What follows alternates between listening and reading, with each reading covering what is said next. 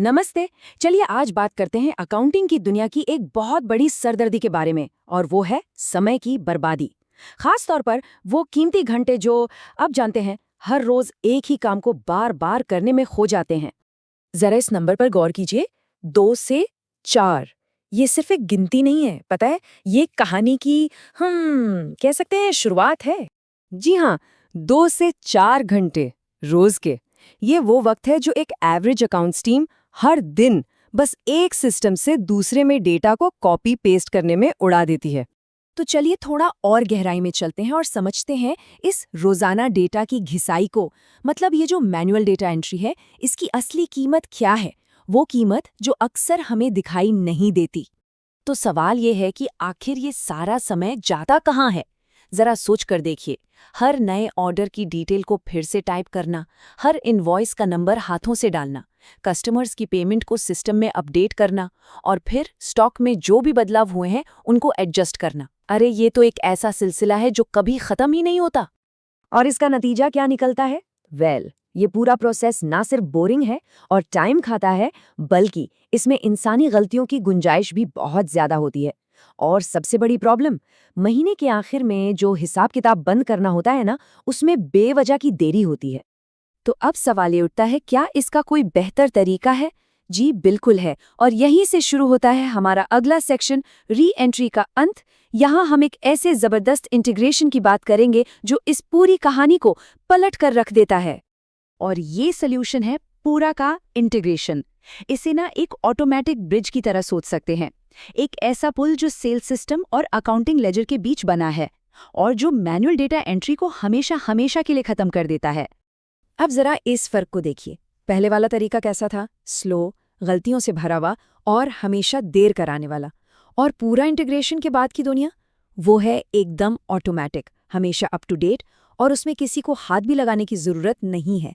मतलब ये एक उलझे हुए रास्ते से निकलकर सीधी तेज रफ्तार वाली उड़ान भरने जैसा है। ठीक है, तो ये सुनने में तो बहुत अच्छा लगता है, लेकिन ये ऑटोमेशन असल में काम कैसे करता है? चलिए अब यही समझते हैं। हमारा अगला सेक्शन है ऑटोमेशन कैसे जुड़ता है, जहां हम देखेंगे कि एक लेजर हमेशा अप टू डेट रहता कैसे है। तो कौन कौन से डेटा ऑटोमेटिक सिंक होता है? देखिए, जैसे ही पूरा में कोई ऑर्डर कंफर्म हुआ, वो सीधा टैली लेजर में पहुंच गया। सेम चीज इनवॉइस के साथ होती है, कस्टमर की पेमेंट्स के साथ, और यहाँ तक कि इन्वेंट्री में जो छोटे बड़े बदलाव होते हैं ना, वो भी सब कुछ अपने आप अपडेट हो जाता है। और ये कौन कौन से प्लेटफॉर्म्स को सपोर्ट करता है? तो ये इंटीग्रेशन टैली प्राइम और टैली ERP9 दोनों पर काम करता है, और साथ ही बिजी अकाउंटिंग के लिए भी अवेलेबल है। अब बात करते हैं सेटअप की, और ये जानकर आप हैरान हो जाएंगे कि ये कितना ज़्यादा आसान है।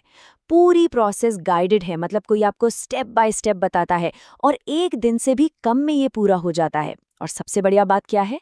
किसी IT टीम की ज़रूरत नहीं, किसी मिडिलवेयर की ज़रूरत नहीं। मिडिलवेयर मतलब वो सॉफ्टवेयर जो दो सिस्टम्स को जोड़ता है, और ना ही किसी भी तरह की कोडिंग की कोई टेंशन है। चलिए अब आते हैं सबसे जरूरी सवाल पर, इसका बिजनेस पर आखिर असर क्या पड़ता है? यही है हमेशा अपडेटेड लेजर का असली मतलब, इसका रियल बिजनेस इम्पैक्ट। तो इसका सबसे पावरफुल नतीजा ये है, टैली जो है वो हमेशा 24 घंटे अप टू डेट रहती है, और ये सब होता है बिना किसी इंसान के उसे छुए। एक पल के लिए सोचिए, ये कितना बड़ा गेम चेंजर है। याद है हमने बात शुरू कहाँ से की थी? उन 2 से 4 घंटों से। हर रोज बर्बाद होने वाले घंटे।